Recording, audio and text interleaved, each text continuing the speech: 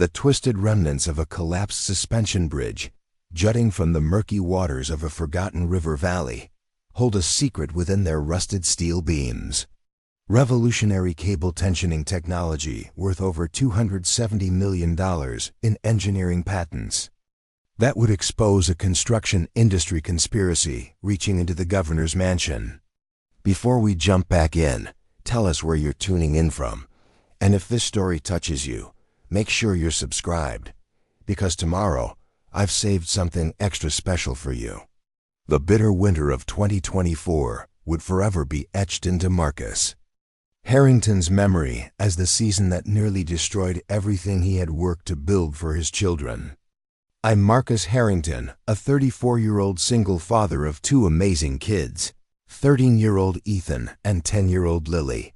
6 months ago, I inherited what locals mockingly called the disaster zone, a sprawling 20-acre riverfront property outside Westbrook, Oregon, with the collapsed remains of an experimental bridge prototype.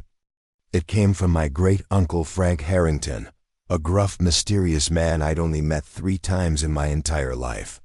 Marcus's childhood had been defined by uncertainty and persistent financial struggle. His parents worked endless shifts at local factories just to keep a roof over their heads, moving between cramped rental homes whenever landlords raised prices beyond their means.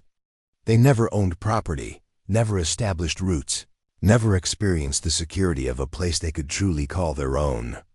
By the time he finished high school, Marcus had attended 14 different schools across 7 states. The constant relocations made forming lasting friendships nearly impossible and instilled in him a desperate hunger for stability that would influence every major decision in his adult life. He worked nights as a security guard at shopping centers while attending community college during the day, meticulously saving every spare dollar toward a down payment on a modest home, where his future children would never know the trauma of midnight moves and constantly changing schools. Marcus met Elena Diaz during his final semester, a vibrant civil engineering student with ambitious dreams of designing innovative infrastructure and a warm laugh that could brighten his darkest moments. They married at 22, combined their savings to purchase a small 3-bedroom bungalow on the outskirts of Westbrook, and welcomed Ethan into the world when Marcus was 24. Lily arrived 3 years later, completing what seemed like the perfect family he had always yearned for.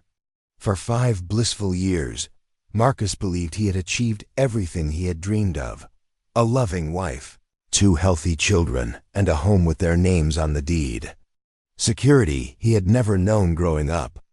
Then Elena's engineering career evolved into an obsession with international infrastructure projects. When a prestigious European firm offered her a position as their lead structural engineer, traveling to development sites across 3 continents for 9 months of the year, she saw it as her opportunity to make a global impact. The position was too prestigious to refuse, but Marcus couldn't bear the thought of uprooting their children and subjecting them to the nomadic lifestyle that had scarred his own childhood. They attempted to maintain their relationship long distance for 16 grueling months. Elena would return home between projects, exhausted and emotionally distant, struggling to reconnect with children who had grown and changed in her absence. The strain proved overwhelming for both of them. She eventually connected with an environmental consultant who traveled with her engineering team, someone who could share her globe-trotting lifestyle in ways Marcus never could. The divorce was surprisingly amicable. Elena genuinely loved the children and felt terrible about the situation, but the emotional devastation left wounds that hadn't fully healed even now, 5 years later. She sent support payments when her international consulting income allowed, but her unpredictable schedule made consistent contact with Ethan and Lily difficult at best. For the past 5 years, Marcus had raised his children alone while working as an inventory manager for a regional construction supply company. The position barely covered their basic needs while he slowly completed online courses in business administration, hoping to eventually qualify for better-paying management positions. Every dollar that entered their household had been carefully allocated, every expense scrutinized, every purchase questioned and reconsidered. Could they afford new winter boots for the kids and still make the mortgage payment on time? Could he delay replacing his truck's failing transmission another month to cover Ethan's science camp? Could they stretch the grocery budget a few more days until his next paycheck arrived? The construction supply job provided steady income and basic health insurance, but barely enough to keep them above the poverty line. Marcus had been stretching himself increasingly thin for years, working overtime whenever available, doing handyman jobs on weekends, taking seasonal warehouse positions during holiday rushes. The physical and emotional exhaustion was overwhelming, but the alternative, losing their home and disrupting his children's education, remained absolutely unthinkable. Then in October 2024, disaster struck from multiple directions simultaneously. The construction supply company announced major restructuring due to supply chain disruptions, reducing his hours from 45 to 30 per week, a devastating 33% reduction in their primary income source. Their aging roof, installed when the house was built in 1994, finally failed during Oregon's most severe storm season in decades, requiring an emergency replacement that cost $8,600, money that completely emptied his meager emergency savings and maxed out his only credit card. Lily's severe allergies, which had been manageable for years, suddenly worsened dramatically due to mold exposure from the roof damage, requiring multiple doctor visits, specialist consultations, and expensive medications that their basic insurance plan covered only partially. By November, Marcus found himself falling behind on mortgage payments for the first time since they had purchased the house 8 years earlier. Preparing and narrating this story took us a lot of time, so if you are enjoying it, subscribe to our channel. It means a lot to us. Now back to the story. The bank's notices arrived with increasing frequency and escalating severity, each one raising the specter of foreclosure proceedings. He frantically applied for every assistance program he could find, explored mortgage refinancing options that all required credit scores higher than his, and even seriously considered renting out their finished basement to generate additional income despite his deep concerns about bringing strangers into their home with his children present. "Dad, are we going to lose our house?" Ethan asked one evening in early December, finding Marcus hunched over the kitchen table, surrounded by overdue bills, budget spreadsheets, and a calculator that seemed to mock his efforts with its relentlessly negative numbers. At 13, he possessed enough emotional intelligence to sense how desperate their situation had become. Despite Marcus's determined efforts to shield both children from adult financial worries, his son's question hit him like a physical blow, forcing him to confront the possibility that he might have to break the most important promise he had ever made to himself, providing his children with the stability he had never known. "Nobody," he replied, pulling his son into a tight hug while fighting back tears he couldn't let him see. "We're just going through a rough patch right now. Things are going to get better soon, I promise." But as he tucked him into bed that night, listening to Lily's slightly congested breathing from the next room, he wondered if he had just told his son the most devastating lie of his life. The brutal truth was that without some kind of financial miracle occurring within the next 45 days, they would be joining the ranks of homeless families he had always pitied, but never imagined they could become. That's when the certified letter arrived on a gray December morning, delivered by a postal worker who seemed annoyed at having to obtain his signature for what appeared to be legal documentation. The envelope bore the letterhead of Blackstone and Partners, a law firm in downtown Portland that Marcus had never heard of, containing news that would change their lives in ways he could never have anticipated. Frank Harrington, his father's uncle, had died at the age of 78, apparently from complications related to heart disease that he had hidden from everyone, including his doctors, until it was far too advanced for effective treatment. Surprisingly, He had named Marcus as his sole heir in a will that had been updated just 4 months before his death. Frank had been the notorious black sheep of the Harrington family, estranged from Marcus's father and grandfather for reasons that were never fully explained during his childhood. Family whispers suggested a career in structural engineering that had ended badly, possibly involving a controversial project failure, though no one knew the specific details. And Frank had never volunteered information about his past to anyone. Marcus remembered meeting him only 3 times in his entire life. The first time was at his grandfather's funeral when he was 10 years old. Frank had appeared unexpectedly, stayed for the service without speaking to anyone, and disappeared immediately afterward. The second encounter occurred when he showed up unannounced at their apartment shortly after Ethan was born, bringing an elaborate wooden crib as a gift, but staying only long enough to see his great-nephew before leaving as abruptly as he had arrived. The third and final meeting happened at Elena and Marcus's wedding, where Frank lingered at the edges of the reception, offering a generous check but avoiding extended conversations with other family members. Each time, Marcus recalled him as a weathered, socially awkward man with calloused hands that spoke of decades of hands-on work and intense, gray eyes that seemed to evaluate structural elements with mathematical precision. He lived alone on an isolated property outside Westbrook, working as a consultant on bridge projects until his retirement several years earlier. Family rumors suggested he had once been a respected engineer with significant achievements before. Something went terribly wrong, though the details remained frustratingly vague.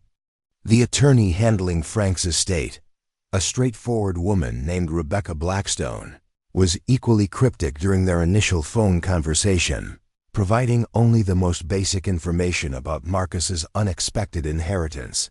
"Mr. Harrington," she said in a tone that suggested she dealt with unusual estate matters regularly, "I'd prefer not to discuss the specifics of your inheritance over the phone. The property has unique characteristics that require in-person explanation.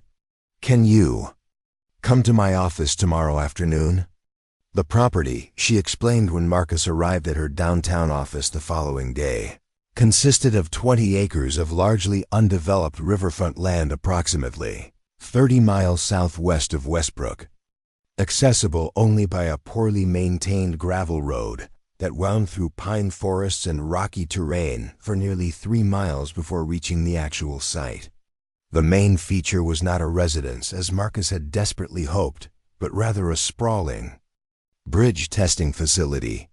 Multiple large equipment sheds, various outbuildings, and what appeared to be an extensive collection of bridge components in various states of disrepair covered the property. The structures were weathered by decades of Oregon rain and occasional harsh winters, giving the entire facility an abandoned, almost post-apocalyptic appearance. "Your uncle purchased this property in 1996, Rebecca explained as they reviewed the documentation in her climate-controlled office. "It was originally developed as a testing facility for a civil engineering firm that went bankrupt in the early 1990s. The property taxes are current through the end of this year, and there are no outstanding liens or debts against it.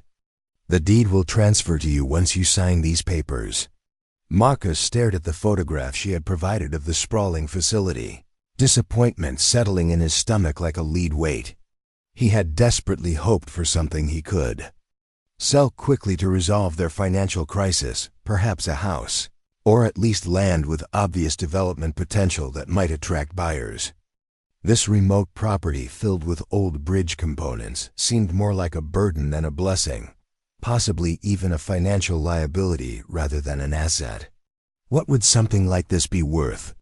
he asked, trying to keep the desperation out of his voice while calculating whether even a modest sale price might be enough to save their home.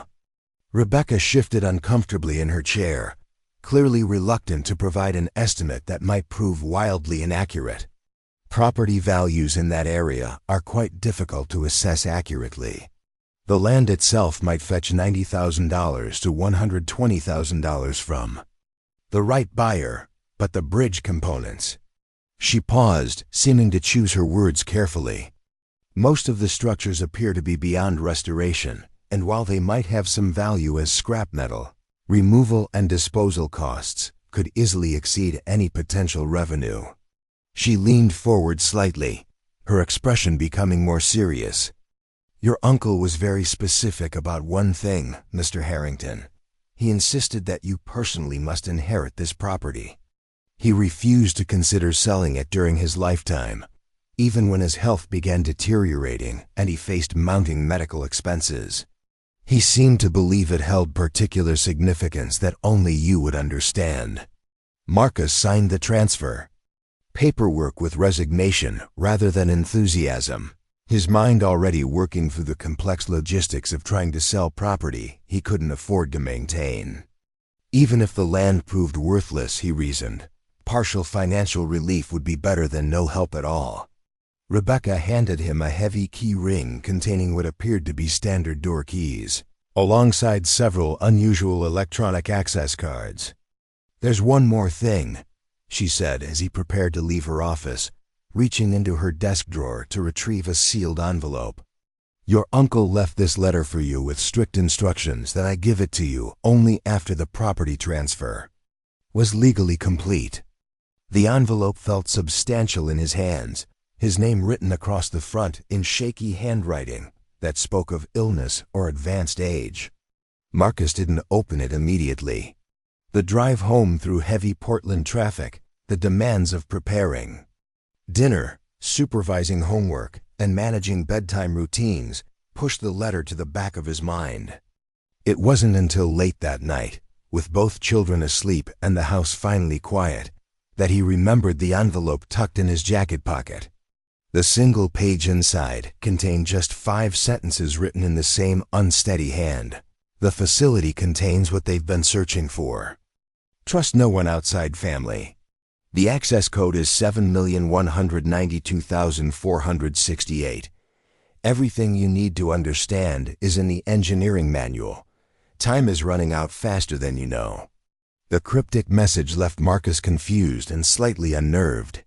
What could possibly be hidden in that collection of rusted bridge components that anyone would be searching for after all these years? And who were they? The letter raised far more questions than it answered, yet something about the urgency in Frank's final message suggested this wasn't the rambling of a paranoid old man, but a deliberate warning from someone who believed his great-nephew was in potential danger. The following Saturday, Marcus loaded Ethan and Lily into his aging pickup truck for the drive to inspect their unusual inheritance.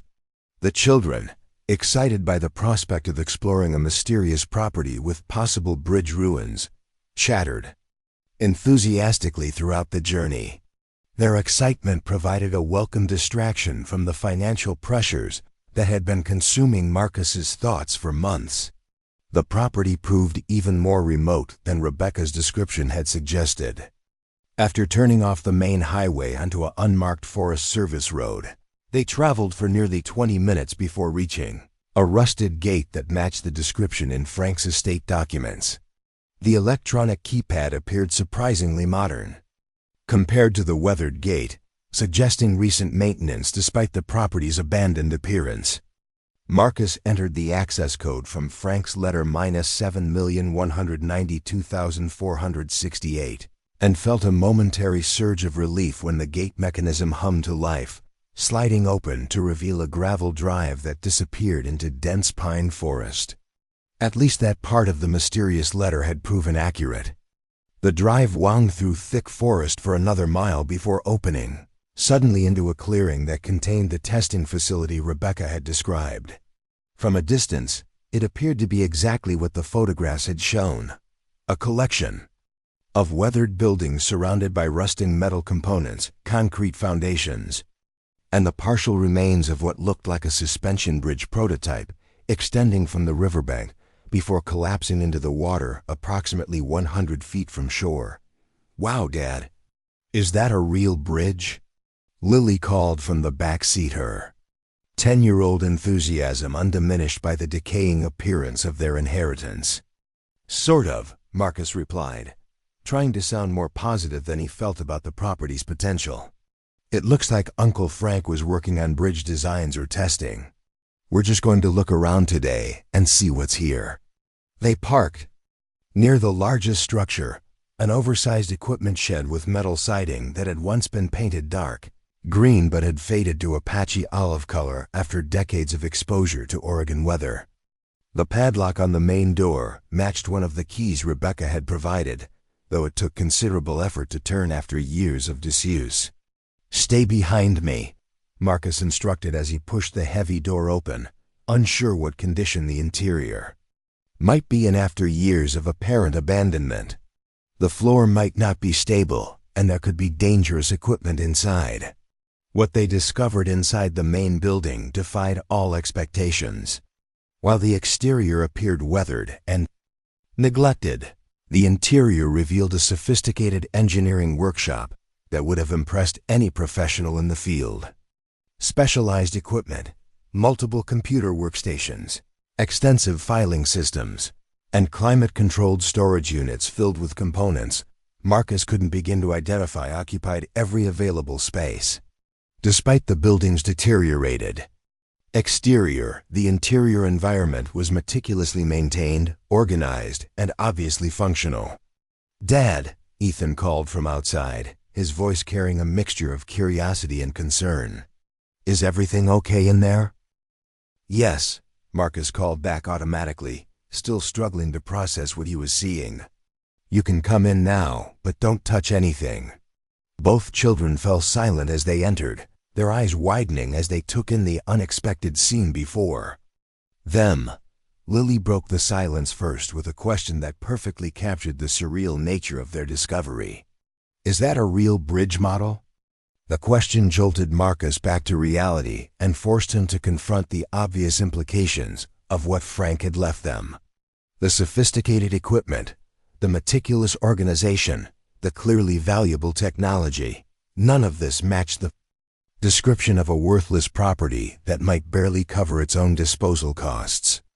"It's some kind of bridge engineering laboratory," he answered carefully, his voice reflecting the uncertainty he felt about their situation. "Uncle Frank must have been working on it as some kind of research project." They spent the next hour carefully exploring the building, maintaining a respectful distance from the equipment while marveling at the sophisticated organization surrounding it. Every tool had a designated location. Every component was labeled with detailed identification numbers. Every workstation served specific functions clearly indicated by professional signage.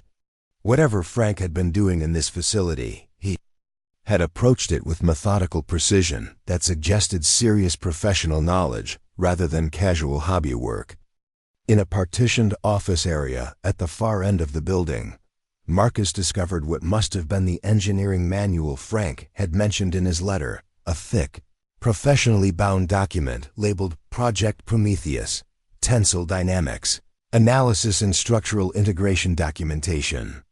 The manual contained hundreds of pages of technical diagrams, mathematical calculations, engineering specifications, and handwritten notes, most of which were completely beyond Marcus's comprehension. Tucked inside the front cover was another envelope bearing his name, containing a much longer letter from Frank that would begin to explain the extraordinary and dangerous situation he had unknowingly inherited. As he held that second letter in his trembling hands, surrounded by technology he couldn't understand in a facility he had never imagined existed, Marcus realized that their lives had just taken a turn into territory he could never have prepared for. Whatever Frank had discovered, preserved, or created in this remote testing facility, it was clearly far more significant than a simple collection of failed bridge components. The weight of responsibility settling on his shoulders felt heavier than any financial burden he had ever carried. This inheritance wasn't just about money or property. It was about something that Frank had deemed important enough to preserve in secret for decades. Something he had entrusted specifically to Marcus, despite their limited relationship. As Ethan and Lily explored the organized chaos of the workshop with the careful curiosity of children who understood they were seeing something extraordinary, Marcus prepared to read Frank's explanation, knowing that whatever it contained would change their understanding of everything they thought they knew about their quiet, mysterious great-uncle and the legacy he had chosen to leave them. Marcus's hands trembled as he unfolded Frank's second letter, the weight of the engineering manual heavy in his lap while Ethan and Lily continued their careful exploration of the sophisticated workshop surrounding the mysterious bridge components. The fluorescent lights hummed overhead, casting harsh shadows across the angular surfaces of the partially assembled suspension bridge model that dominated one section of the facility. Marcus, the letter began in Frank's shaky handwriting. If you're reading this, I've died before completing the most important work of my life. I'm sorry for the burden I'm placing on your shoulders, but there was no one else I could trust. What you see before you is not simply a failed bridge project. It's the key to exposing a conspiracy that reaches the highest levels of our state government and construction industry. The letter went on to explain that the structure was a prototype bridge, designated the SR-157, Prometheus, developed under a state-funded contract by Meridian Construction Group between 1991 and 1994. The project had been part of a next-generation infrastructure program called Operation Keystone, officially canceled in 1995, but secretly continued under private funding for nearly a decade afterward. Frank had been a senior structural engineer on the project, working directly with the bridge's revolutionary cable tensioning systems and stress distribution technology. According to his account, he had discovered that certain technologies developed for the Prometheus were being illegally sold to foreign construction firms by high-ranking state officials and executives at Meridian Construction. When he threatened to expose the corruption, he was framed for the theft of proprietary components, stripped of his engineering license, and nearly imprisoned on fabricated charges. The bridge collapsed during what was supposed to be its final load test in April 1996. Frank's letter continued. The official report blamed material fatigue, but I knew it was sabotage. They needed to destroy the evidence after I began asking too many questions about missing components and unauthorized technology transfers. I managed to salvage approximately 65% of the bridge's critical systems, including the most revolutionary tensioning mechanisms. Marcus paused in his reading, glancing toward his children, who were examining a wall display of technical diagrams, with the fascination only children can maintain for complex adult concerns. Ethan had discovered a section of the workshop containing what appeared to be structural testing equipment, complete with hydraulic stress simulators and multiple monitoring systems. "Dad, can we try the bridge simulation?" he called out, his 13-year-old enthusiasm undampened by the complex adult concerns surrounding their discovery. "Maybe later, buddy," Marcus replied, his mind racing as he tried to process the full implications of Frank's revelation. "Let me finish reading these documents first." He returned to the letter, which outlined Frank's growing paranoia during his final years. He had become convinced that the original conspirators, now holding even more powerful positions in government and industry, were actively searching for the missing Prometheus components. Recent inquiries about his property, unusual surveillance activity, and suspicious contacts had convinced him that time was running out. "I've installed security measures throughout the facility," the letter explained. "But I know they won't hold off a determined effort indefinitely. The technology must be preserved and the truth must be exposed, but it has to be done carefully and strategically. You'll need help from people you can trust absolutely, and there are very few of those in positions of authority." Frank had included detailed instructions for contacting what he called verified assets, individuals within the government oversight system who had been carefully vetted over decades and whose integrity had been tested through multiple interactions. 3 names appeared repeatedly in his notes, identified as primary contacts for disclosure scenarios. The first was State Senator Eleanor Winters, senior member of the Infrastructure Committee, known for her fierce independence from construction industry influence and her record of exposing contractor fraud. The second was Dr. Thomas Reynolds, Technical Director for the State Engineering Standards Board's Independent Review Division, whose background in structural engineering and reputation for professional integrity made him an ideal evaluator of the Prometheus's technical specifications. The third contact was Federal Judge Maria Campbell, who presided over the specialized court system that reviewed cases involving government contracts and intellectual property. Campbell had a reputation for fairness and had previously ruled against government overreach in several high-profile cases involving whistleblower protection.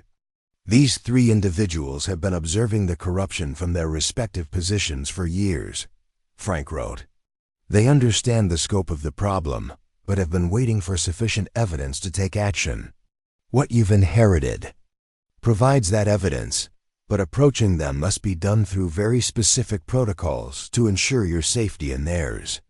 The letter included detailed communication procedures, security protocols, and authentication codes that would allow Marcus to establish contact with these officials while maintaining complete anonymity until his safety could be guaranteed. Frank had clearly spent considerable time developing these procedures, recognizing that exposure of the conspiracy would place anyone involved in extreme danger. The decision of what to do with this inheritance is yours, Marcus, the letter concluded. You can sell the technology through intermediaries and secure your family's financial future without ever revealing the corruption evidence. You can attempt to return everything to legitimate government authorities and hope for witness protection and eventual justice. Or you can find a way to expose the truth publicly while protecting yourself and your children. Each path carries significant risks and potential rewards. Frank's final paragraph revealed why he had chosen Marcus specifically as his heir, despite their limited relationship. I watched you grow up from a distance, and I saw in you the same determination and integrity that drove me to preserve this evidence in the first place. You've raised your children alone, while maintaining your principles and fighting for stability despite overwhelming challenges. If anyone can find the right path forward, it's you. Trust your instincts, protect your family, and remember that sometimes the most dangerous choice is doing nothing at all. Marcus sat in stunned silence for several minutes, the letter heavy in his hands as he tried to comprehend the magnitude of what he had inherited. This wasn't just a collection of old bridge parts or even valuable technology. It was evidence of a conspiracy that had been operating for decades, stealing innovative infrastructure designs and potentially costing lives through the suppression of safety advances. The financial implications were staggering. According to Frank's research, the adaptive tensioning technology alone could be worth hundreds of millions of dollars to legitimate engineering firms. The stress distribution system represented another technological breakthrough with applications far beyond bridge construction. Patents on these innovations could generate generational wealth, enough to secure not just his children's immediate needs, but their entire futures. But with that power came tremendous responsibility and equally tremendous danger. Frank's letter had made it clear that the original conspirators would stop at nothing to protect their interests, including eliminating anyone who threatened to expose their operations. Every choice Marcus made from this point forward would have consequences not just for his own future, but for his children's safety and well-being. As he studied the documentation late into the night, one thing became increasingly clear. Frank had left him more than just evidence and technology. He had entrusted him with a mission that had consumed the last 30 years of his life. A quest for justice that had cost him his career, his relationships, and ultimately his health. The question now was whether Marcus had the courage to see that mission through to its conclusion, whatever the cost might be. The next morning brought new challenges and difficult realizations. Marcus called in sick to his job at the construction supply company, claiming a family emergency that wasn't entirely untrue. He needed time to research the contacts Frank had. identified and to understand the full scope of what he was considering. Using his home computer and taking care to avoid creating any digital trail that might be traced back to him, he began investigating Senator Eleanor Winters, Dr. Thomas Reynolds, and Judge Maria Campbell. Frank's assessment of their integrity and independence appeared to be accurate. All three had established reputations for standing against corruption and supporting government transparency. But research also revealed the challenges of approaching such high-profile individuals through unofficial channels. They were undoubtedly surrounded by security measures and screening procedures, designed to prevent exactly the kind of contact Frank's protocols described. The communication procedures he had outlined would require precise execution and perfect timing to avoid being dismissed as the fantasies of a conspiracy theorist. More troubling was what Marcus discovered about the current status of some individuals Frank had identified as part of the original conspiracy. Several had indeed risen to positions of even greater power and influence over the past 3 decades. Richard Bennett, whom Frank identified as a key figure in the illegal technology transfers, now served as the state's lieutenant governor with clear ambitions for the governorship. Catherine Morrison, formerly a mid-level executive at Meridian Construction, had become CEO of one of the nation's largest infrastructure development firms. These people now had access to resources and intelligence capabilities that made them far more dangerous than they had been when Frank first discovered their activities. Any attempt to expose their past crimes would trigger a response from individuals with virtually unlimited power to protect their interests. Yet the evidence Frank had compiled appeared to be comprehensive and damning. Financial records showing unauthorized payments, recorded conversations discussing illegal technology transfers, internal corporate documents acknowledging the conspiracy. The documentation seemed sufficient to trigger major criminal investigations and legislative hearings. The challenge would be presenting this evidence in a way that protected Marcus and his children while ensuring it received serious consideration from legitimate authorities. Frank's protocols offered a potential path forward, but executing them would require careful planning and nerves of steel. As the day progressed and Marcus delved deeper into Frank's documentation, he began to understand why his great-uncle had chosen him as his heir. This wasn't just about having family connections or even about trusting his integrity. Frank had recognized that exposing this conspiracy would require someone with the determination to see it through despite enormous obstacles and the wisdom to prioritize family safety above personal recognition. The financial pressures that had seemed so overwhelming just days earlier now appeared almost insignificant compared to the weight of the decision he faced. The mortgage payments, Lily's medical expenses, and his reduced work hours were problems that could be solved with money. But the choice between justice and safety, between exposing the truth and protecting his children, represented a moral complexity that no amount of money could resolve. By evening, Marcus had made a preliminary decision about the path forward, though he knew it would require careful preparation and considerable courage to execute. He would attempt to contact Frank's verified assets using his established protocols, but only after implementing additional security measures to protect his family's safety and well-being. The technology Frank had preserved would remain secure in the Riverside facility while he tested the waters with legitimate authorities. If those contacts proved trustworthy and offered adequate protection, he would move forward with full disclosure. If not, he would explore alternative approaches that might achieve justice while maintaining their anonymity. As he tucked Ethan and Lily into bed that night, both children asked about their adventure at Uncle Frank's property and when they might return. Marcus promised they would visit again soon, though he suspected that their next trip to the bridge testing facility would be under very different circumstances than their innocent exploration of that afternoon. The weight of Frank's inheritance pressed down on him. The encrypted files on the facility's computers contained not just engineering specifications, but comprehensive documentation of the conspiracy, including recorded conversations and financial transfers that proved the involvement of people now in positions of significant power. These people had proven they were willing to commit sabotage and frame an innocent man to protect their interests. What might they do if they discovered that? Evidence of their crimes had survived and was now in the hands of someone determined to expose them. The next morning, Marcus implemented the first phase of Frank's contact protocol. Using a public computer at the Westbrook Library and following the security procedures outlined in Frank's documentation, he submitted an initial coded message to Senator Winters through her Constituent Services portal.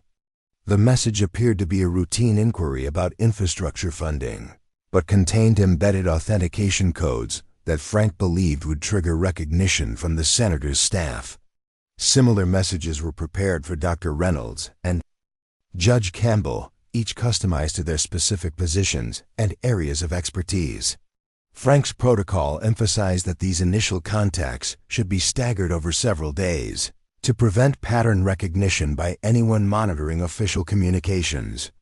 The authentication codes were complex alphanumeric sequences that meant nothing to Marcus, but would presumably signal to the recipients that the communication deserved serious consideration.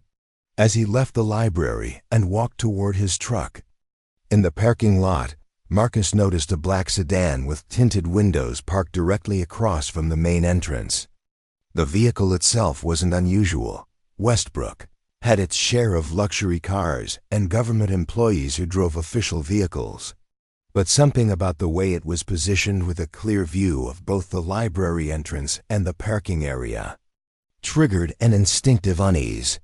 Frank's letter had warned that the original conspirators might be monitoring for any signs of renewed interest in the Prometheus project. His security protocols included detailed instructions for recognizing surveillance, counter-surveillance techniques, and procedures for determining whether apparent threats were real or imaginary. After 30 years of paranoia that had kept him alive, Frank had become an expert in operational security. Marcus followed his guidelines for testing potential surveillance, making several seemingly random movements around downtown Westbrook while carefully observing whether the sedan or any other vehicle showed unusual interest in his activities. After an hour of indirect observation, he concluded that the sedan's presence was likely coincidental. It had remained stationary throughout his movements and showed no signs of active surveillance. But the experience had rattled his confidence and reminded him that Frank's warnings about danger weren't theoretical concerns. Real people with significant resources had spent decades protecting their involvement in the conspiracy, and any indication that evidence of their crimes might surface would trigger serious attention. That afternoon, while Ethan and Lily were at school, Marcus implemented the second phase of Frank's contact protocol by preparing messages for Dr. Reynolds and Judge Campbell. Each required slightly different approaches and authentication procedures, reflecting the unique positions and security requirements of their respective offices. Dr. Reynolds' protocol involved submitting technical specifications through a secure portal maintained by the State Engineering Standards Board for evaluating innovative technology claims. Frank had prepared detailed summaries of the Prometheus's adaptive tensioning system and stress distribution mechanisms written in language that would demonstrate genuine technical knowledge while protecting the most sensitive details until proper security clearances could be established. Judge Campbell's protocol was the most complex, requiring submission of legal evidence summaries through the specialized court system that handled government contract cases.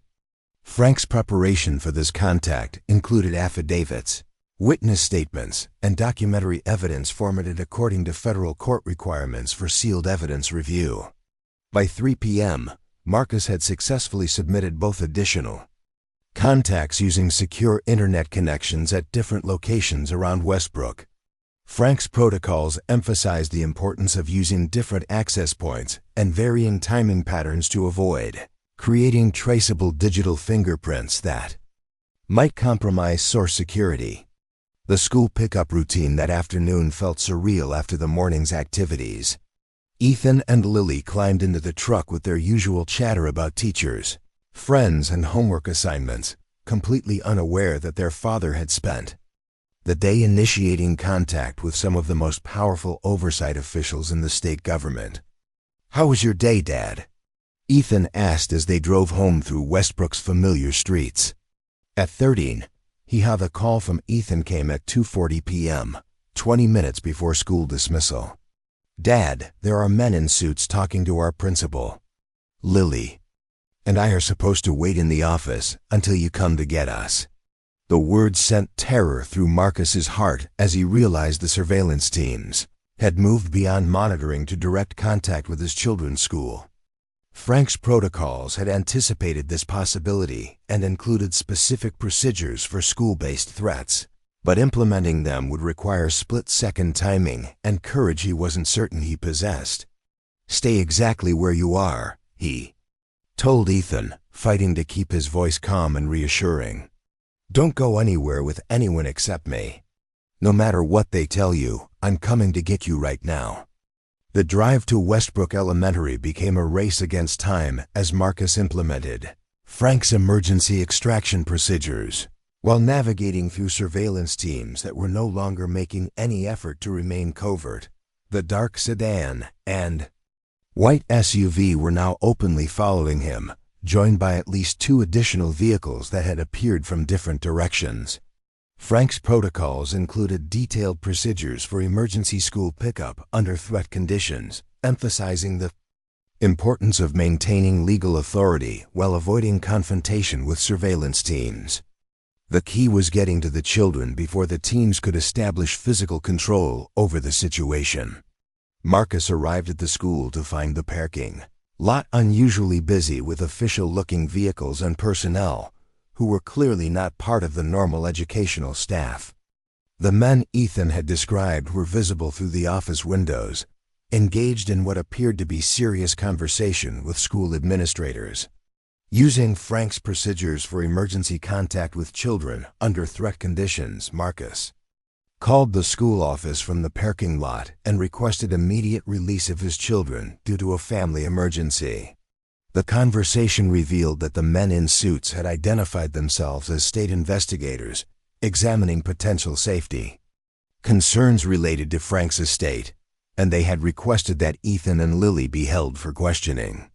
The situation had escalated beyond surveillance to active interference with his parental rights, confirming that the conspiracy Frank had exposed was willing to use any means necessary to protect their interests. But it also meant that the 8-hour window for official protection had been compressed to minutes, requiring immediate implementation of Frank's most extreme contingency procedures. As Marcus sat in the school parking lot, watching people who might be state investigators or might be private security contractors attempt to gain access to his children, he realized that the choice between justice and safety had been made for him.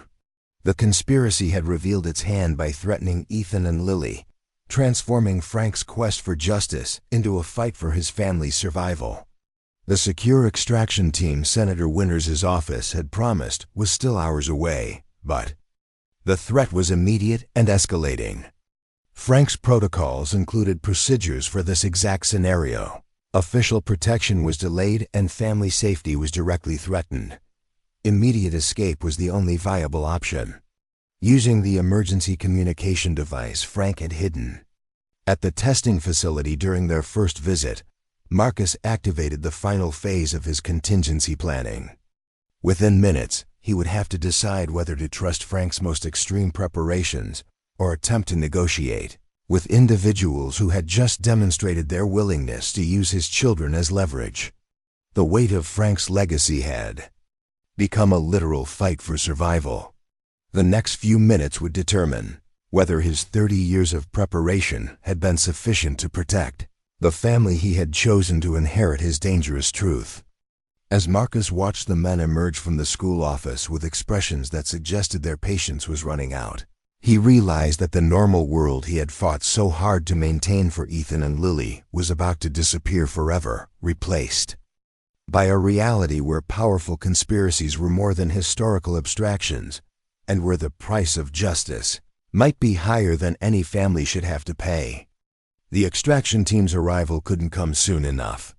But Frank's final protocols were about to be tested under the most extreme circumstances possible, with the lives of innocent children hanging in the balance and nowhere left to run except deeper into the dangerous world of classified technology and government conspiracy that had consumed the last 30 years of his great-uncle's life. The emergency communication device Frank had concealed in Marcus's truck buzzed with an incoming message, just as he watched the men exit the school building with obvious frustration. The encrypted display showed coordinates for a location 4 blocks from the school. Marcus recognized the location immediately, a public park with multiple entrance points and excellent visibility in all directions. As Marcus pulled into a space near the park's main entrance, a nondescript gray minivan approached from the opposite direction, its driver making eye contact through the windshield and displaying a small device that matched Frank's description of official identification signals. The woman who emerged from the minivan appeared to be in her early 40s, dressed like an ordinary mother picking up children from a playdate. But her movements carried the precision and awareness that Frank had taught Marcus to recognize in trained operatives. She approached the truck with casual confidence, as if greeting an old friend in a chance encounter. "Marcus Harrington?" she asked quietly, positioning herself to block the view from surveillance vehicles while keeping her own exit routes clear. "I'm Agent Rachel Foster with Senator Winters' security team. The senator received your emergency contact and dispatched our team immediately." The relief that flooded through Marcus was almost overwhelming. But Frank's training had emphasized the importance of verification procedures, even in crisis situations. "Authentication code 84 Delta, he requested, following the protocols Frank had drilled into his memory. "Verified." "Response code 65 Charlie. Agent Foster replied without hesitation. "We have approximately 3 minutes before the surveillance teams realize this isn't a routine stop. Your children are currently safe. Our people intercepted the school contact and are managing that situation through official channels." The news about Ethan and Lily sent another wave of relief through Marcus. But Agent Foster's expression remained grimly professional. "The individuals at your children's school are not state investigators, but private contractors working for interests we haven't fully identified yet. They have resources and connections that make them extremely dangerous. We need to extract your family immediately and get you to a secure location." Agent Foster handed Marcus a small communication device similar to Frank's emergency system. "Your children are being brought to a secondary extraction point. Follow my vehicle exactly. Don't deviate for any reason, don't stop for anything, and if we're separated, use this device to contact our command center immediately." The next 15 minutes became a high-speed chess game played out across Westbrook streets as Agent Foster led Marcus through a complex route designed to identify and evade the surveillance teams that had been monitoring his family. The gray minivan moved with professional precision through residential neighborhoods, shopping centers, and industrial areas, forcing the following vehicles to reveal themselves while creating opportunities to lose them in traffic. Frank's training had prepared Marcus for high-stress driving situations, but the reality of being pursued by multiple teams of unknown individuals while racing to reach his children tested every skill he had tried to teach him. The truck's aging engine struggled to keep pace with Agent Foster's minivan as they navigated through increasingly complex maneuvers designed to break surveillance contact. By the time they reached the secondary extraction point, a parking garage attached to a mid-sized office building, Marcus counted at least 5 different vehicles that had shown coordinated interest in their movements. The surveillance operation tracking his family was far more extensive than Frank's most paranoid projections had anticipated. Agent Foster led him to the garage's second level, where another nondescript vehicle waited with its engine running. As they approached, Marcus saw Ethan and Lily in the back seat, both looking frightened but unharmed. The relief of seeing his children safe overwhelmed every other consideration as he rushed to embrace them through the vehicle's open door. "Dad, what's happening?" Ethan asked, his 13-year-old composure cracking under the strain of being extracted from school by strangers and driven to an underground parking garage. "Those men at school said Uncle Frank was involved in something dangerous. We're going somewhere safe while some very important people sort out Uncle Frank's estate," Marcus replied, choosing his words carefully to provide reassurance without revealing details that might frighten them further. "These people are here to help us, and everything is going to be okay." Lily, more vulnerable at 10, but clearly shaken by the day's events, wrapped her arms around Marcus with desperate intensity. "I was scared when they said we had to wait for you." The principal looked worried, and that never happens. Agent Foster interrupted their reunion with professional urgency. "We need to move immediately. Surveillance teams have identified our general location and are converging on this area. Our secure facility is 50 minutes away, but we need to leave now." The transfer to the secure vehicle happened with military efficiency. Agent Foster's partner, a muscular man who introduced himself only as Agent Calloway, had already transferred Marcus's essential belongings from the truck along with emergency supplies for the children. Within minutes, they were leaving the parking garage in a heavily modified SUV that bore no resemblance to the civilian vehicles that had brought them there.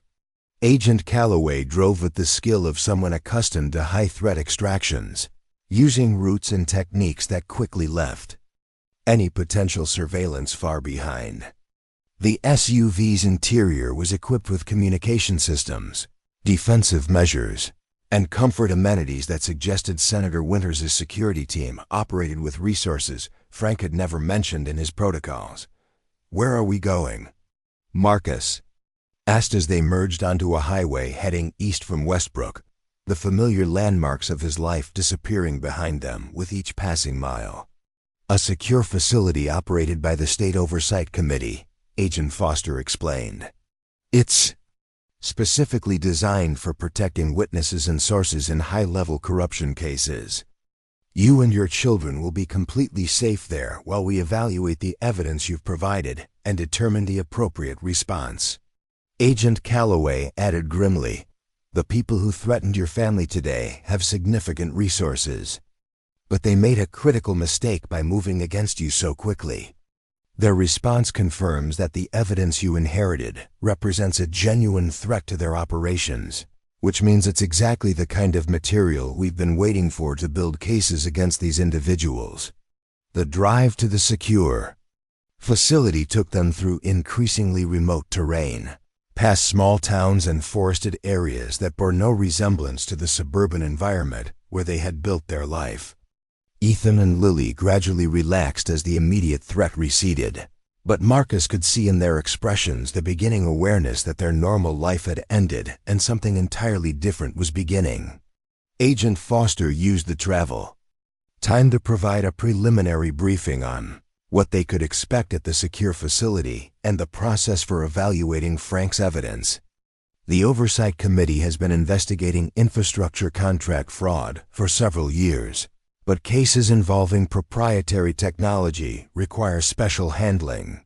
Your uncle's documentation will be reviewed by specialists with appropriate clearances, and the technical materials will be evaluated by independent experts. "What about our house?" Lily asked, her practical 10-year-old mind focusing on the concrete implications of their sudden departure. "What about school and my friends?" The question pierced Marcus's heart as he realized that his daughter's concerns were entirely reasonable and almost impossible to address reassuringly. Their normal life, school, friends, familiar routines, had become casualties of Frank's legacy, possibly permanently. Agent Foster's response was gentle but honest. "That depends on how quickly we can resolve the situation and neutralize the threats against your family. In some cases, witnesses are able to return to their normal lives after appropriate legal proceedings. In others, longer-term protection arrangements become necessary. The euphemistic language couldn't disguise the reality that they might never be able to return to their previous life, regardless of how the investigation concluded. The people who had threatened Ethan and Lily possessed resources and determination. That wouldn't disappear simply because their initial attempt had been thwarted. The secure facility appeared after they left the main highway and followed a series of increasingly narrow roads through heavily wooded terrain. From the outside, it resembled a modest conference center or corporate retreat.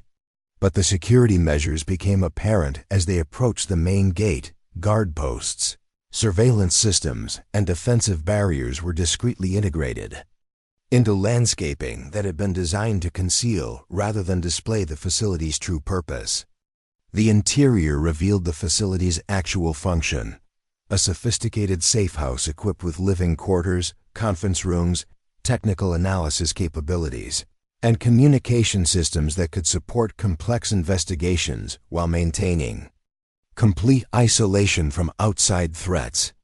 Everything about the facility spoke of serious resources and professional competence. "Welcome to your temporary home," Agent Foster said as she led them through the facility's main corridor. "You'll have comfortable quarters, full support services, and complete security while we work through the evidence evaluation process."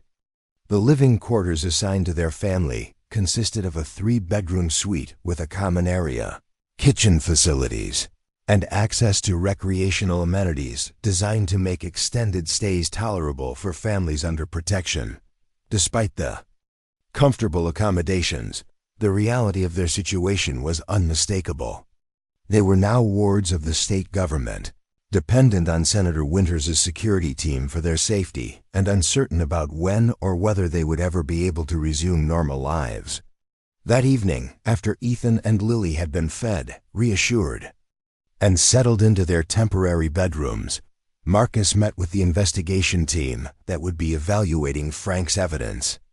The team consisted of Agent Foster, Agent Calloway, a state investigator named Julia Martinez, and a technical specialist, Dr. William Parker, whose background in structural engineering made him uniquely qualified to assess the Prometheus's technological significance. "Before we proceed with the evidence review," Agent Foster began, "we need to discuss the immediate threat situation and the resources that have been deployed against your family. The individuals who contacted your children's school today represent just one element of a larger operation that appears to have significant funding and professional capabilities." Julia Martinez spread photographs across the conference table, showing surveillance images captured during the day's events. "We've identified at least 14 individuals involved in the operation against your family, using resources that suggest either government backing or private contractors with access to law enforcement-grade equipment and intelligence capabilities." The photograph showed the surveillance teams that had been tracking Marcus, but also revealed the scope of resources that had been deployed against them: communication equipment, coordinated positioning, and professional tradecraft indicated an operation with substantial backing and sophisticated planning. Dr. Parker focused on the technical aspects of what they were facing.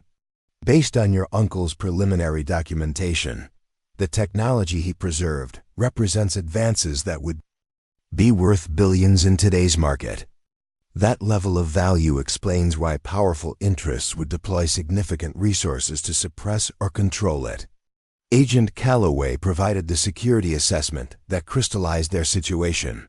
"The people behind today's operation have demonstrated willingness to threaten children and interfere with local schools. That level of escalation indicates they view your family as an existential threat to their interests, which means this situation will not resolve through negotiation or compromise." The briefing continued past midnight as the investigation team outlined the complexity of what they faced and the limited options available for resolution. Frank's evidence was extensive and damning, But the individuals implicated held positions of significant power and influence. Building criminal cases would require careful preparation and ironclad security, while protecting Marcus's family would require resources that stretched even the state oversight capabilities.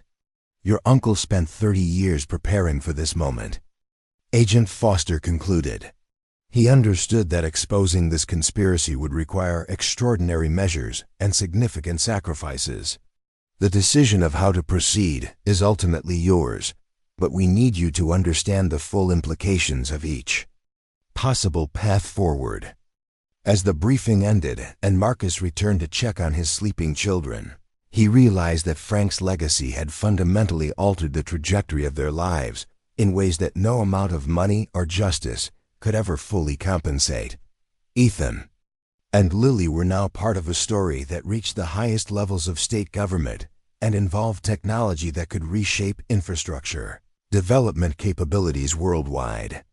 The comfortable beds in their secure quarters couldn't disguise the reality that they were now refugees from their own lives, dependent on the protection of strangers and uncertain about whether the price of justice would prove higher than any family should have to pay.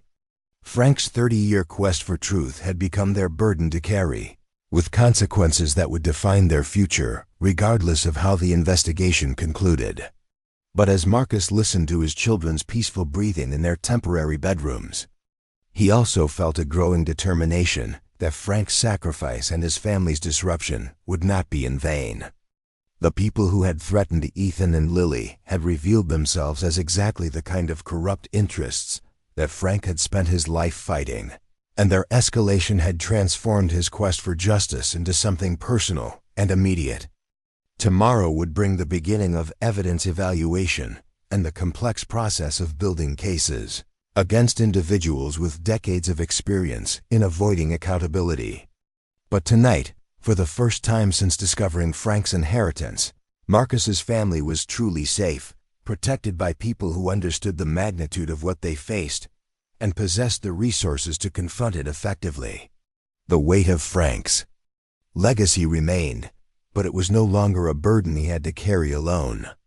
In this moment of crisis, Marcus found an unexpected source of strength, not just in the security professionals surrounding them, but in the resilience his children were already beginning to show. Ethan had spent the evening asking thoughtful questions about the facility's security systems, displaying an analytical mind that reminded Marcus of Frank's methodical approach to complex problems.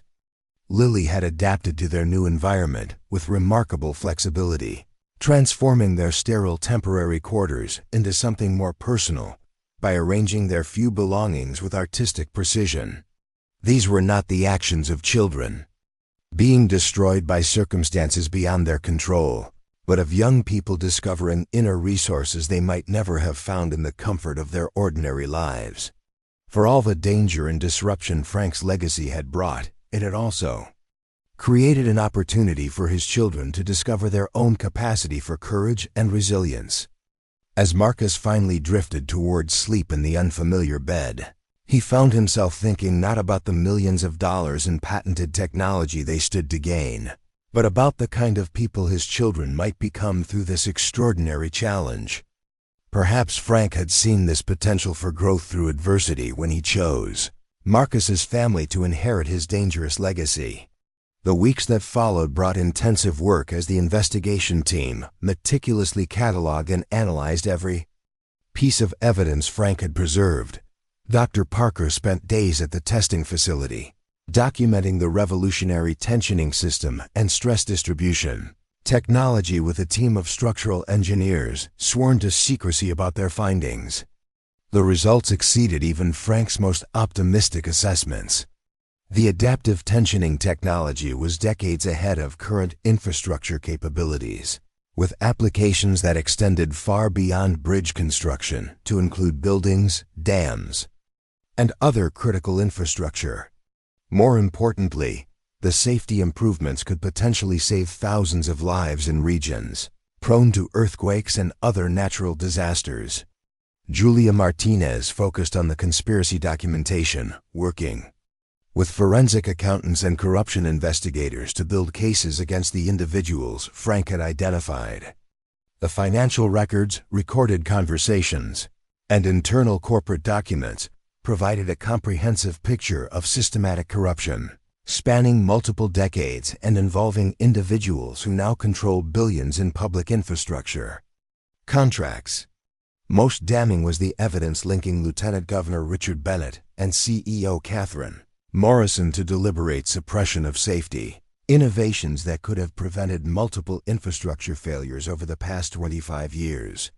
Frank's documentation included internal memos acknowledging that public safety concerns were being subordinated to profit motives and political considerations.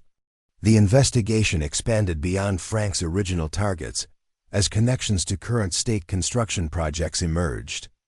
Senator Winters personally briefed the governor on the preliminary findings, emphasizing the need for complete independence from political influence as the cases developed.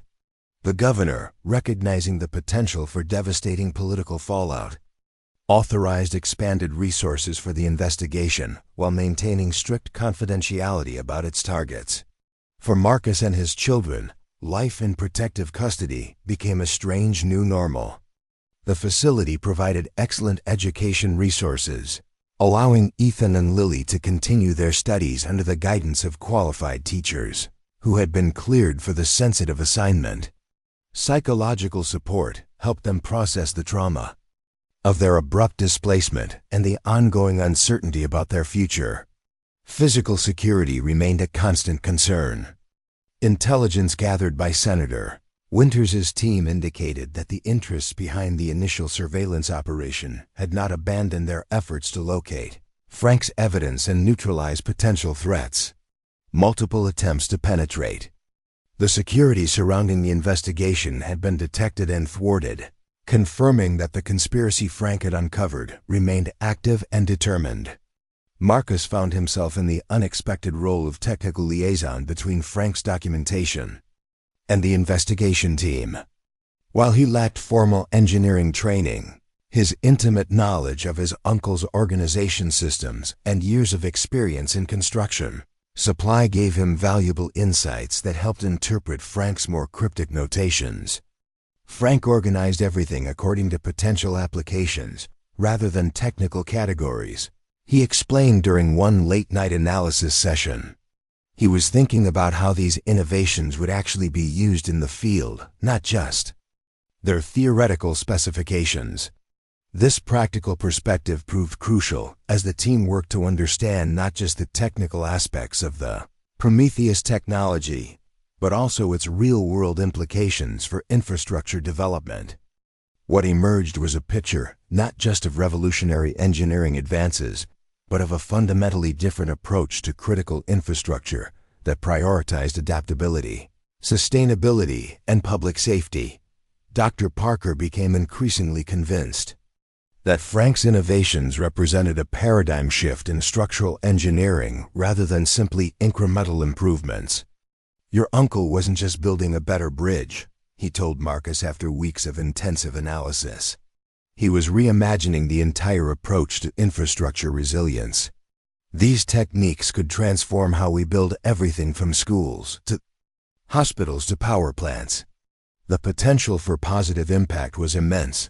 Thousands of lives saved through more resilient structures, billions in maintenance costs reduced through adaptive systems, and critical infrastructure protected against increasingly extreme weather events. But realizing that potential would require navigating the complex legal and political challenges of exposing the conspiracy that had suppressed these innovations for decades. As the investigation passed the 3-month mark, Senator Winters called a secure meeting to discuss the path forward. The evidence was now comprehensive and conclusive, but bringing it into the public domain would trigger an unprecedented legal and political battle against some of the most powerful interests in the state. "We've reached the point where decisions must be made," she told Marcus during their private conversation before the full briefing.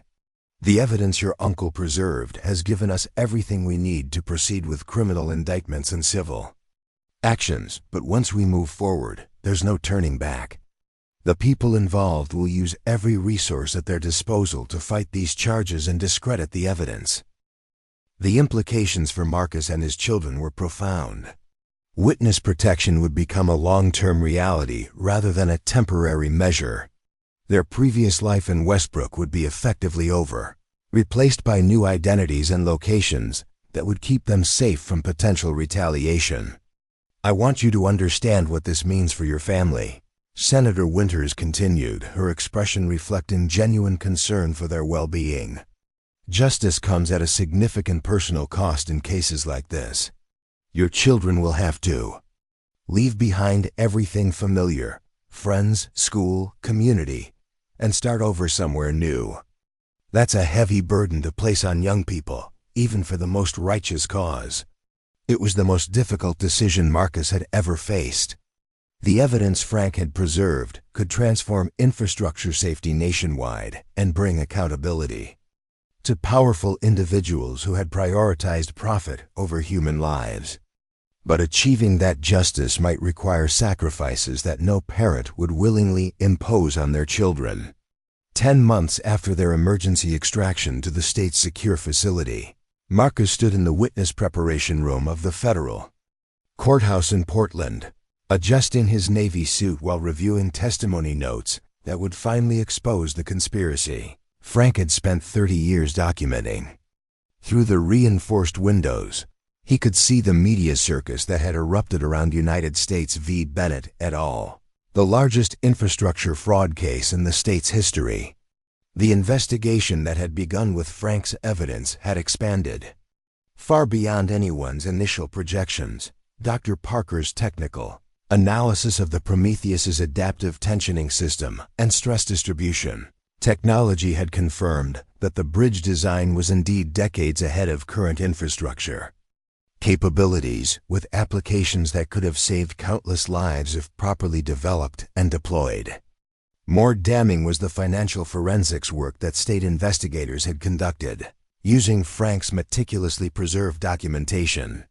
The paper trail of illegal technology transfers, bribery payments, and systematic suppression of safety innovations painted a picture of corruption that reached from construction companies through state agencies to the lieutenant governor's office. "Are you ready for this?" Agent Foster asked, entering the preparation room with a final briefing folder. Over the 10 months of investigation and preparation, Rachel Foster had become more than just their protector.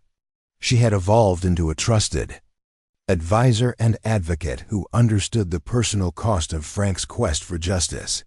As ready as anyone can be to testify against some of the most powerful people in the state government, Marcus replied, managing a smile despite the gravity of what lay ahead. Frank prepared for this moment his entire adult life. "I can handle one day in court." The preparation process had been exhaustive and occasionally overwhelming. Months of depositions, evidence review sessions, and security briefings had transformed Marcus from a reluctant inheritor of Frank's dangerous legacy into a knowledgeable witness capable of explaining complex technical and financial evidence to judges and juries. Dr. Parker had provided technical education that allowed him to understand and articulate the significance of the suppressed technology, while state investigators had walked him through the financial documentation that proved systematic corruption spanning multiple decades. But the personal cost had been substantial. Ethan and Lily had spent 10 months in protective custody, receiving excellent education and psychological support, but missing the normal teenage and childhood experiences that should have defined their formative years. The secure facility provided everything they needed except the freedom to live normal lives, make friends outside the investigation community, and pursue interests without constant security considerations. "How are the kids handling today?" Agent Foster asked, her professional demeanor softening with genuine concern for the family, whose lives had been completely disrupted by Frank's inheritance. "Ethan is fascinated by the legal process and keeps asking detailed questions about constitutional protections and government accountability," Marcus replied with pride mixed with concern. Lily just wants to know when we can get a dog and whether our new house will have a bigger yard than our old one. The new house was still theoretical, dependent on the outcome of today's proceedings and the complex negotiations surrounding witness protection, financial compensation, and security arrangements that would define their post-trial lives. The technology Frank had preserved was expected to generate hundreds of millions in licensing agreements with legitimate engineering firms. But accessing that compensation required resolution of the criminal cases and complex intellectual property proceedings. Agent Calloway appeared in the doorway, his expression carrying the focused intensity that had become familiar during high-security events. The defense teams are requesting a final plea conference. Judge Campbell wants to know if you're willing to hear their proposals before we proceed with your testimony. Judge Maria Campbell, the same federal judge Frank had identified as one of his trusted contacts, had been assigned to oversee the classified aspects of the case. Her reputation for fairness and expertise in government contract law had proven invaluable in navigating the complex legal and security issues surrounding Frank's evidence. "What kind of proposals?" Marcus asked, though he suspected he already knew. After 10 months of investigation had produced indictments against 21 individuals, including Lieutenant Governor Bennett, CEO Catherine Morrison, and several current state officials, the defense teams were undoubtedly seeking plea arrangements that would minimize their clients' exposure while providing some measure of justice. Guilty pleas to reduce charges in exchange for full cooperation and significant financial restitution, Agent Foster explained. They're also offering to support technology transfer agreements that would put the Prometheus innovations into legitimate development programs with appropriate compensation to Frank's estate. The proposal represented everything Frank had supposedly wanted: acknowledgement of the conspiracy, punishment for the conspirators, compensation for the suppressed technology, and assurance that the innovations would finally be used to protect public safety. But it also meant that the most powerful figures involved would escape with relatively minor consequences, while the victims of collapsed bridges and failed infrastructure received no recognition or closure. Frank didn't preserve this evidence for 30 years so that corrupt officials could negotiate comfortable plea deals, Marcus said firmly. He wanted the truth exposed completely, regardless of how powerful the people involved might be. Agent Calloway nodded approvingly. Judge Campbell predicted that would be your response. She's prepared to proceed with full trials if that's your preference, though she wanted you to understand the alternatives before making the final decision. The decision crystallized everything Marcus had learned about himself during the 10 months since inheriting Frank's legacy. The man who had once been overwhelmed by mortgage payments and medical bills had discovered reserves of courage and determination that enabled him to confront corruption at the highest levels of government. A scared single father who had initially wanted only to secure his children's financial future had evolved into someone willing to sacrifice comfort and security to ensure that Frank's quest for justice reached its proper conclusion. "We proceed with the trials," he decided. "All of them, with full public disclosure of everything Frank documented." That's what he would have wanted. That's what the public deserves to know about their government and their infrastructure. The courtroom was packed with journalists, state officials, construction industry observers, and family members of victims who had died in infrastructure failures where the suppressed technology might have made a difference. The media attention had transformed Frank's story from a classified investigation into a national conversation about government accountability, corporate oversight, and the personal cost of challenging institutional corruption. Marcus's testimony lasted 3 days, walking the court through Frank's evidence while explaining how a reclusive structural engineer had uncovered, preserved, and documented proof of systematic betrayal spanning multiple decades. The technical specifications of the Prometheus systems were presented in classified sessions, but the financial evidence and personal accounts were delivered in open court for full public scrutiny. The most powerful moment came when he read portions of Frank's final letter, explaining his decision to preserve the evidence despite the personal cost and his hope that someday the truth would be exposed regardless of the consequences to himself or his reputation. Frank Harrington spent 30 years of his life, sacrificed his career, his relationships, and ultimately his health to preserve evidence that corruption in our infrastructure development was costing American lives and compromising public safety. Marcus testified, his voice carrying across the silent courtroom. He trusted me with that evidence not because I was qualified or prepared, but because he believed that ordinary citizens have a responsibility to stand up for justice when the people in power refuse to do so. The defense attorney's attempts to discredit Frank's evidence or question Marcus's motives proved futile against the comprehensive documentation Frank had compiled and the independent verification provided by state investigators. Dr. Parker's technical analysis confirmed that the suppressed technology was genuine and revolutionary, while financial forensics proved that the conspiracy had systematically stolen innovative designs for personal profit. After 8 weeks of testimony from dozens of witnesses, including several co-conspirators who had accepted plea agreements in exchange for cooperation, the jury deliberations took only 3 days. Guilty verdicts on all major charges against all 21 defendants sent shockwaves through the state government and triggered immediate legislative hearings on infrastructure oversight reform. Lieutenant Governor Bennett received a 12-year sentence for conspiracy and corruption, while CEO Morrison and the other corporate executives received 8 to 10 years for fraud and technology theft. The state officials who had facilitated the illegal transfers received sentences ranging from 4 to 7 years, sending a clear message that public service carried responsibilities that couldn't be sold for personal profit. But the personal vindication came in the form of state legislation naming the technology disclosure program in Frank's honor and establishing new protections for infrastructure safety whistleblowers.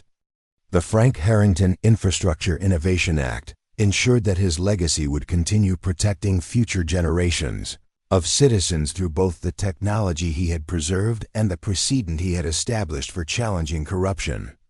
The financial settlement exceeded even the most optimistic projections. Licensing agreements for the adaptive tensioning system and stress distribution technology with legitimate engineering firms generated over $270 million in compensation to Frank's estate, while additional restitution from the convicted conspirators added another $65 million in assets, forfeited through criminal proceedings. More importantly, the technology was immediately transferred to appropriate state and federal development programs, where it began the process of finally reaching infrastructure projects that could benefit from Frank's innovations.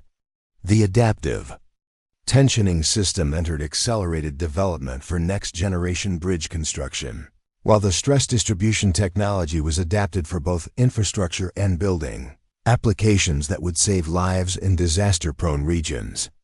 6 months after the trials concluded, Marcus stood in the backyard of their new home in coastal Maine, watching Ethan and Lily play with Cooper, the golden retriever they had finally been able to adopt after settling into their post-protection lives.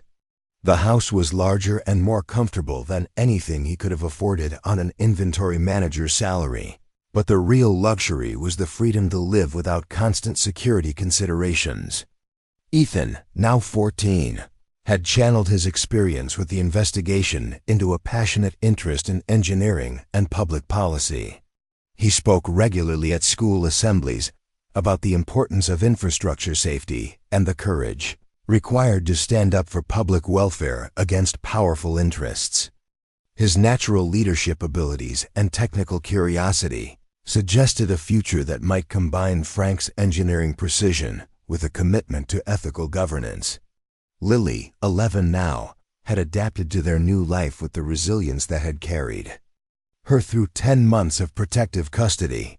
Her primary concern remained Cooper's training progress and whether the backyard was large enough for the elaborate playground She was designing with engineering precision that reminded Marcus of Frank's methodical approach to complex problems.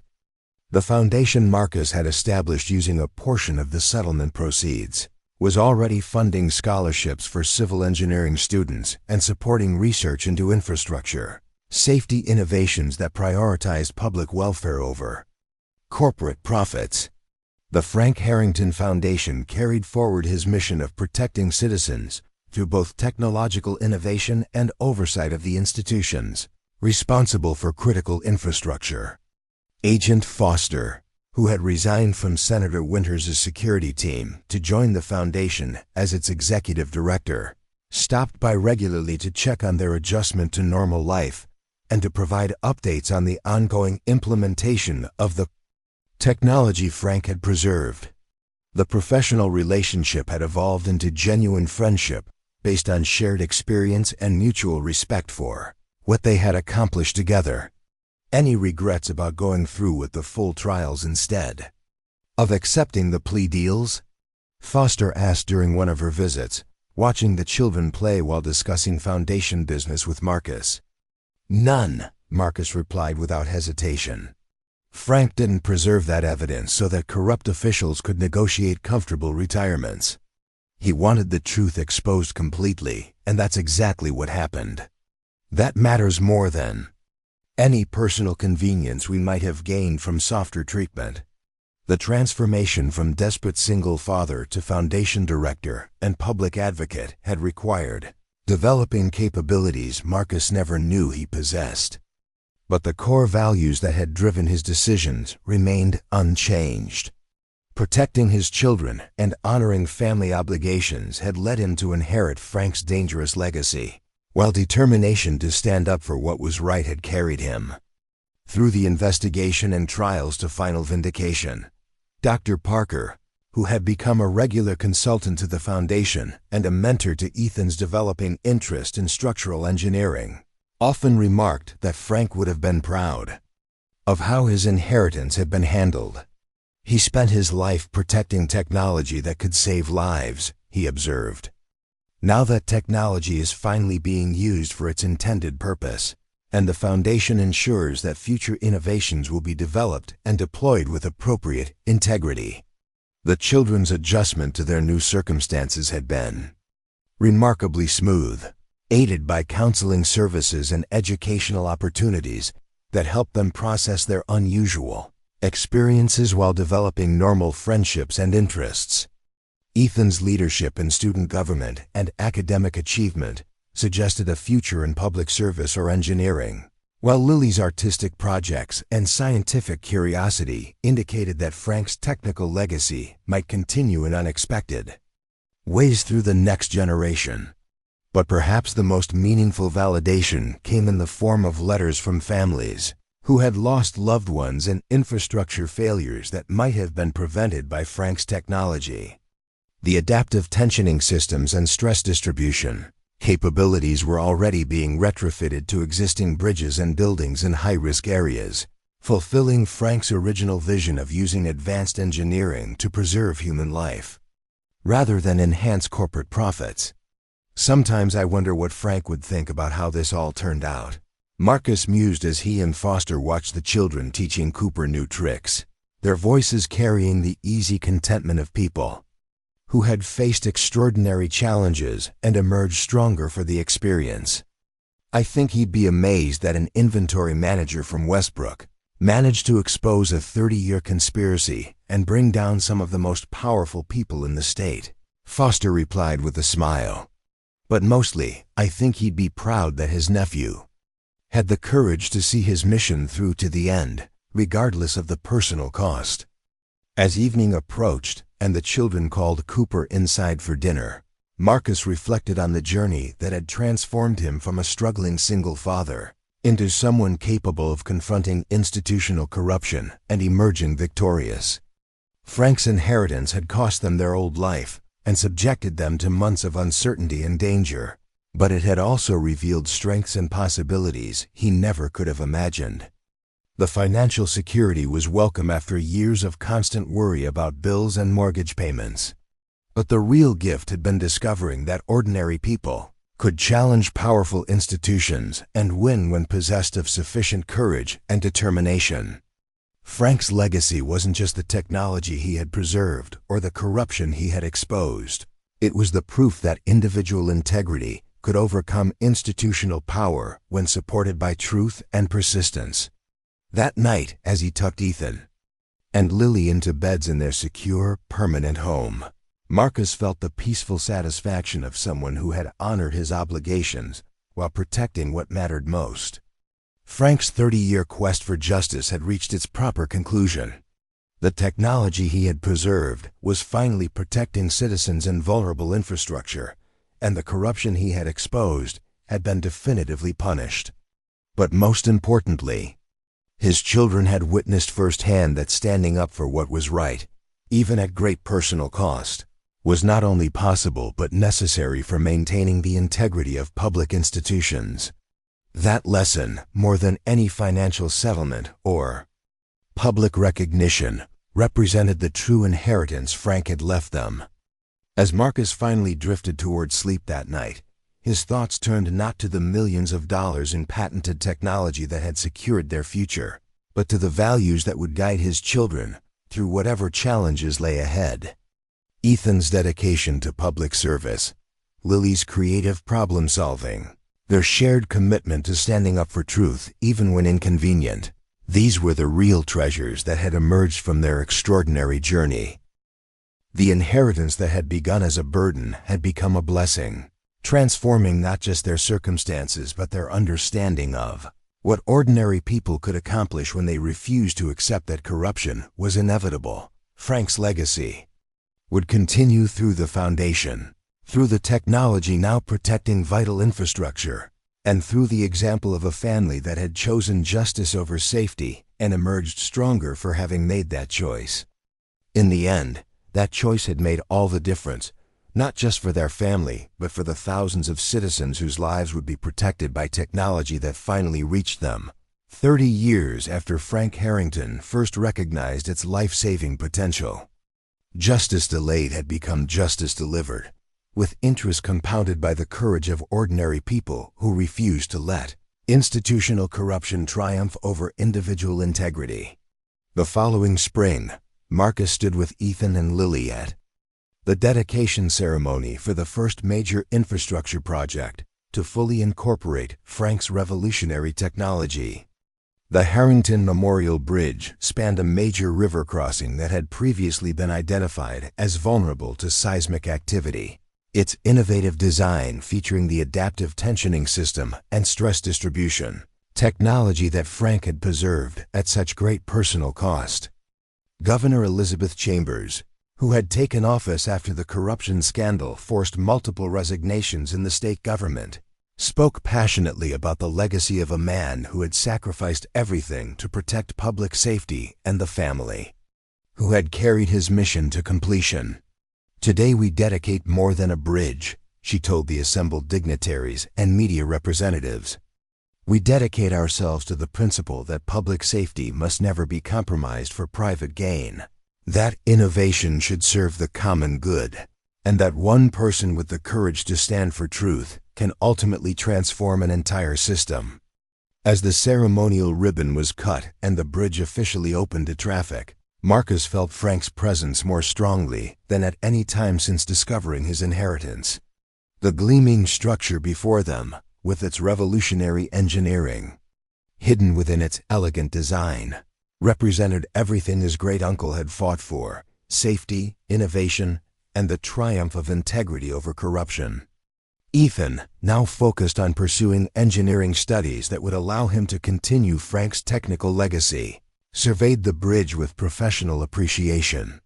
"He would have loved to see this," he said quietly. "This is exactly what he designed.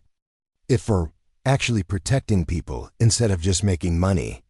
Lily, whose artistic talents had found expression in a series of drawings depicting their family's journey from crisis to triumph, took her father's hand as vehicles began crossing the new span. "Do you think people driving across know what it took to build this bridge?" she asked. "About Uncle Frank and everything we went through?" Most of them probably don't, Marcus admitted. They'll just know they're safer because of it, even if they don't understand why. And sometimes that's enough, making the world better, even if no one knows your name. But people did know Frank's name now. The State Engineering College had established a Harrington Innovation Lab, dedicated to developing the next generation of safety-focused infrastructure technologies. The Federal Infrastructure Safety Commission had adopted Frank's ethical guidelines as part of their core standards. And bridges across the country were being evaluated for potential retrofitting with the technology he had preserved. As they walked back to their car after the ceremony, a young engineering student approached them hesitantly. "Excuse me," she said, "are you Frank Harrington's family? I'm studying his tensioning systems at State, and I just wanted to say thank you for what you did. His work is why I decided to go into engineering in the first place." It was in that moment that Marcus fully understood the true scope of Frank's legacy. Beyond the patents and the justice and even the lives saved, he had inspired a new generation to approach engineering with the same ethical commitment and innovative spirit that had defined his own career. Through them, his impact would continue to grow long after the corruption scandal had faded from public memory. The inheritance that had once seemed like a burden of rusted bridge components had transformed into something far more valuable than money or technology. It had become a living legacy of courage, innovation, and unwavering commitment to public welfare that would continue to shape lives for generations to come. Up next, you've got two more standout stories right on your screen. If this one hit the mark, you won't want to pass these up. Just click and check them out. And don't forget to subscribe and turn on the notification bell so you don't miss any upload from us.